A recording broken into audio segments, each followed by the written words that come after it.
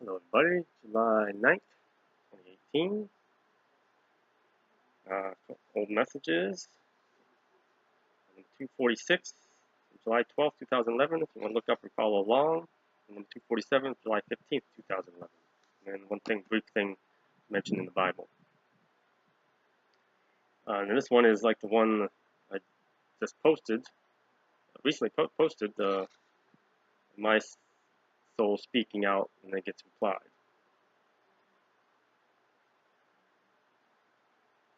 You are the joy that is within. You are all that has ever been. You are the maker of heaven and earth. You are the love of unlimited worth. You are the eye that sees inside our hearts. You are the will to play our parts.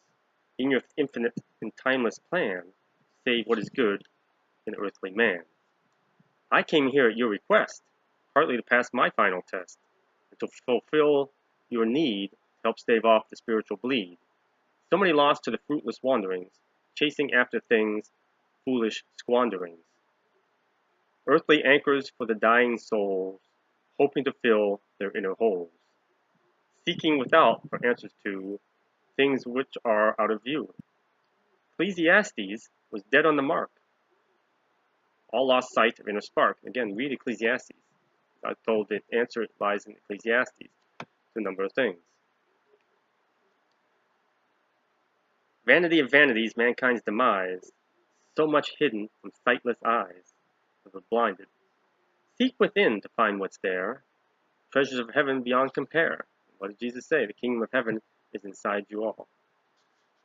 Let go of the binds that hold you down, and no more will you seem to drown. Then he replies, I was here to save mankind. Or actually, you may have picked up earlier, because this flows from my speaking to the reply. I was here to save mankind, to give the sight to the blind. Words I spoke fell on deaf ears, men consumed by all their fears. Again, fear, number one weapon of the devil. Open hearts will show the way, guide you on the final day. Peace be upon you on your path. Soon I shall share all I have. Save for those whose love and kindness invite my hand to remove their blindness. Again, ask. Tell you, invite him in. Ask to have their blindness removed. Ask for that discernment of his wisdom, his knowledge, his word, his truth, his will, of him.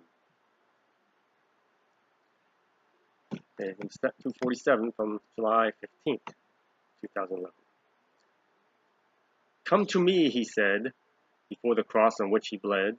As children you need to be, then your eyes shall truly see. That's what he told us. Anybody comes to me must come to me as little children, as uncorrupted as you can physically be. Purity of spirit from whence you came, before you had your present name. Now that's speaking to me and to all of us, really. All knowledge is yours for the asking. Just ask. That's what you want to ask for. Forever in heaven's light you are basking. Diviner of spirits sent long ago, when the mists did ebb and flow. Sustenance of life laid by his hand, spreading forth across the land.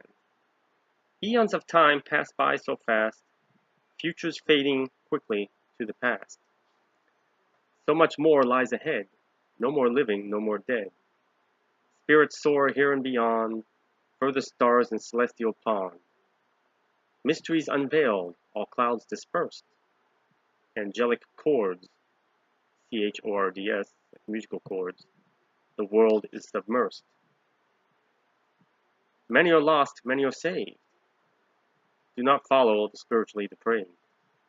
Wars and pestilence, hatred and greed shall soon end their spiritual bleed. This gift to all, squandered too long, take the path to heavenly throng. We are here to guide you home, no more your soul to roam. So these are some sort of heavenly beings. Follow your heart, its light shows the way, but that's that peace of God in us. All darkness and evil shall be held at bay. Unable to follow, consumed by his grace, because where there's light, darkness can't exist. Gone forever by one look at his face. So, lovely little messages. And there's one thing I want to mention here, it's got to speak of, is about Daniel. You know, Daniel was in captivity, and he had his brothers that had his gift of deciphering visions and dreams. Like Daniel 1:17, to these four young men God gave knowledge and understanding of all kinds of literature and learning. And Daniel would understand visions and dreams of all kinds. So the Babylonian king Nebuchadnezzar, and then the king Cyrus as well,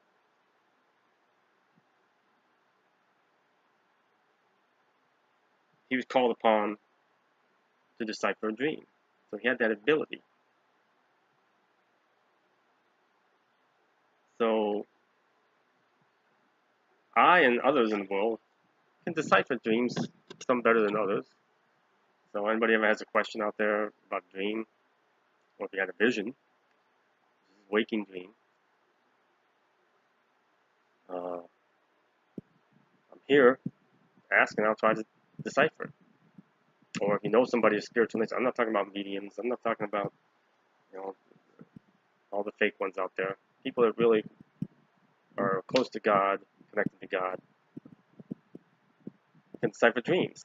Some of our dreams, been many studies done with them, and non-believers, doctors and such. Let's say it's just the mind sorting things out from the day, or things that are caught up inside of us, stress and whatnot we're worried about. And that is part of it. Part of it is communication. Our loved ones communicate through us through our dreams. God, the Holy Spirit communicate through our dreams, trying to teach us things, trying to relieve things. Things can be taken from us through our dreams. You know, spirits helping us process things, get rid of them. And some of it's just things that weigh heavy on our mind. So they can, but they can be deciphered.